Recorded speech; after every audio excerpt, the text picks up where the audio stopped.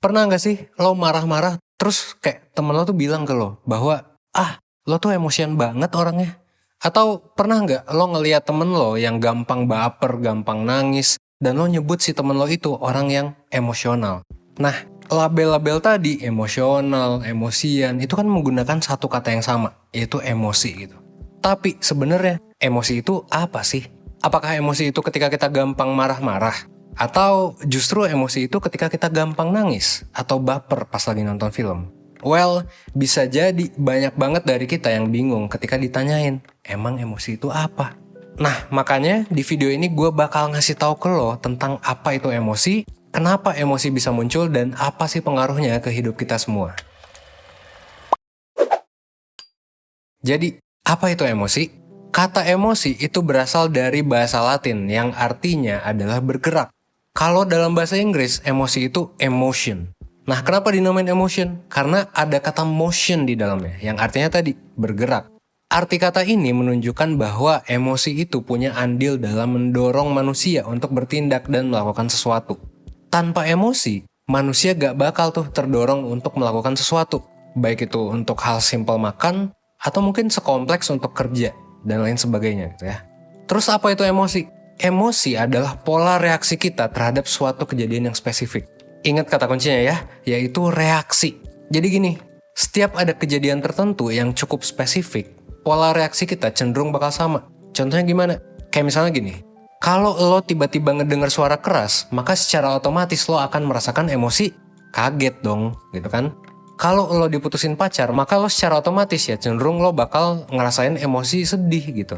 Nah ini sifatnya universal, artinya semua orang itu cenderung bakal bereaksi sama kalau lagi dipicu sama suatu emosi.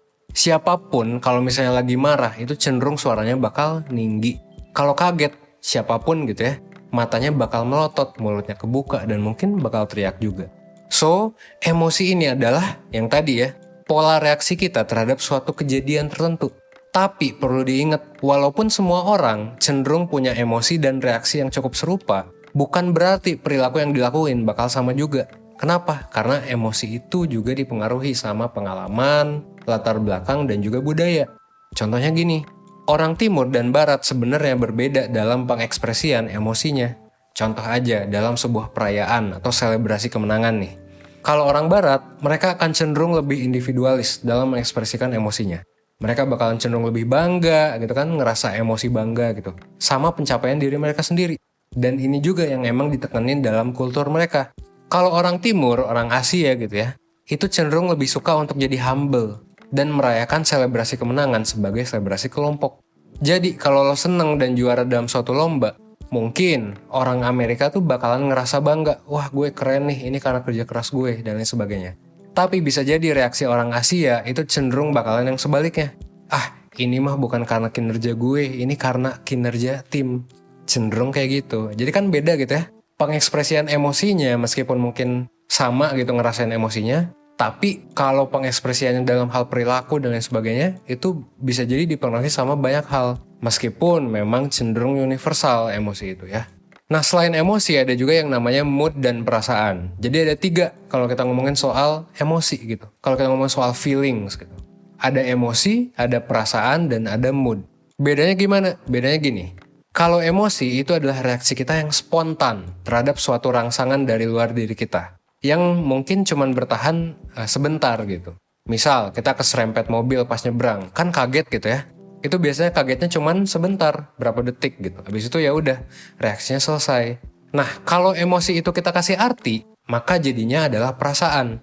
Jadi, ketika kita ngerasain suatu emosi terus kita hubungin sama pengalaman kita, muncullah perasaan yang ngarahin kita untuk melakukan sesuatu yang kita sadari. Nah, mood itu, yang ketiga adalah mood, itu adalah campuran emosi dan perasaan yang bisa bertahan lama gitu. Bisa jadi berjam-jam atau berhari-hari. Dan biasanya mood ini muncul bukan karena satu kejadian spesifik. Kalau emosi mungkin karena tadi ya, misal mau ketabrak terus kita kaget gitu. Tapi kalau mood itu biasanya bukan karena suatu kejadian. Bisa karena apa aja, mulai dari cuaca, kurang istirahat, hormon, dan lain sebagainya. Jadi emosi itu biasanya datang duluan, spesifik, spontan gitu ya. Terus diikuti sama perasaan yang ada hubungannya sama interpretasi kita terhadap emosinya. Dan yang ketiga adalah mood. yang adalah campuran keduanya yang bertahan lama. Dari penjelasan barusan, kita udah tahu nih bahwa emosi adalah pola reaksi spontan orang-orang.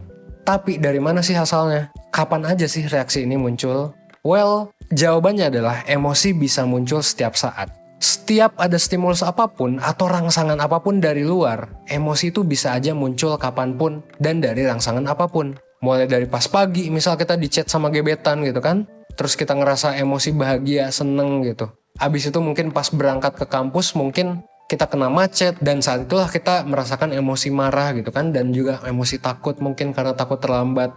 Dan pas malam, misal pas kita lagi nonton bioskop, kita bisa aja kan ngerasain emosi takut dan kaget pas lagi nonton film horor. Jadi emosi itu ada di setiap aspek dari kehidupan kita. Nah, dari mana emosi ini berasal? Well, emosi itu berasal dari reaksi-reaksi kimia yang ada di otak.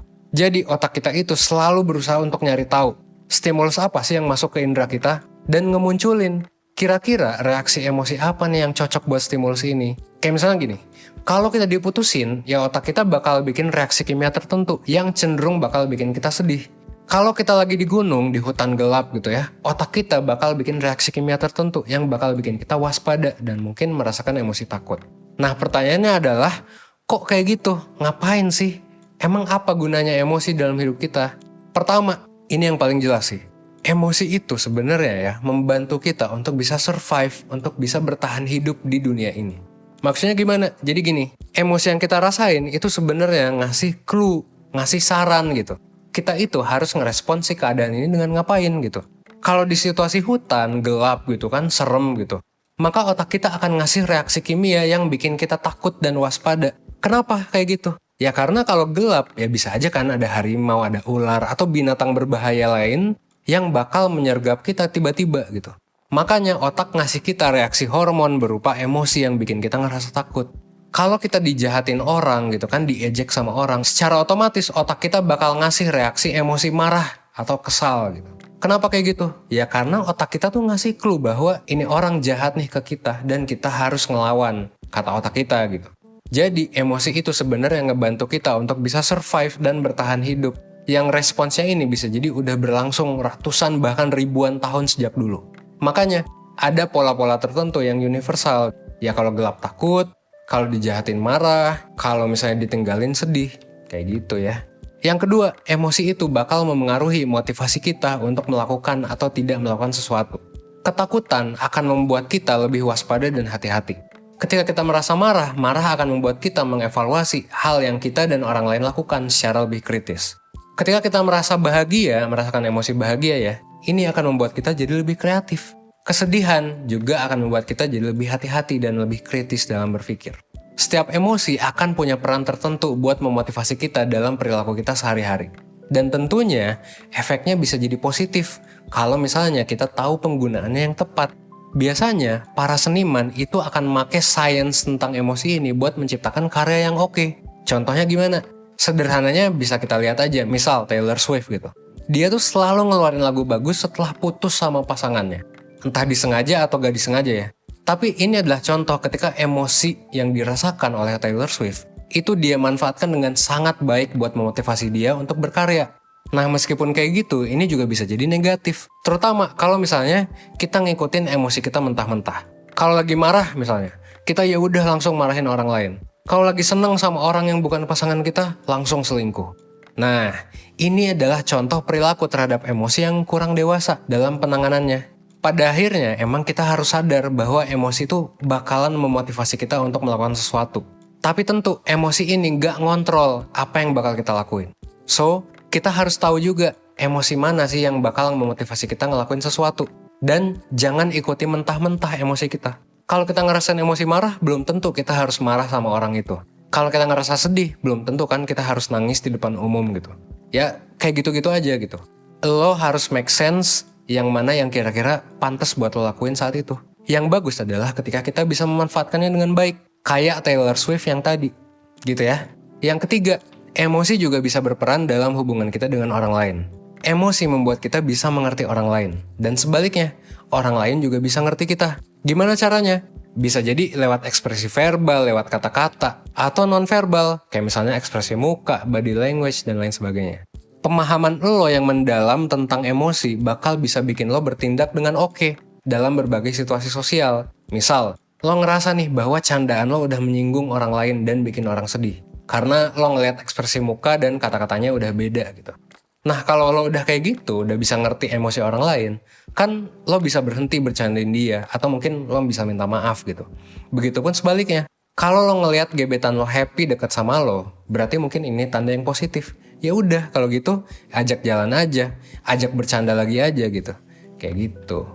Jadi emosi juga bisa ngebantu kita dalam menganalisis apa nih yang kira-kira harus kita lakuin saat kita ada dalam situasi sosial. Dengan kita melihat, dengan kita mengetahui, dan kita mengerti emosi apa yang ditunjukkan oleh orang lain.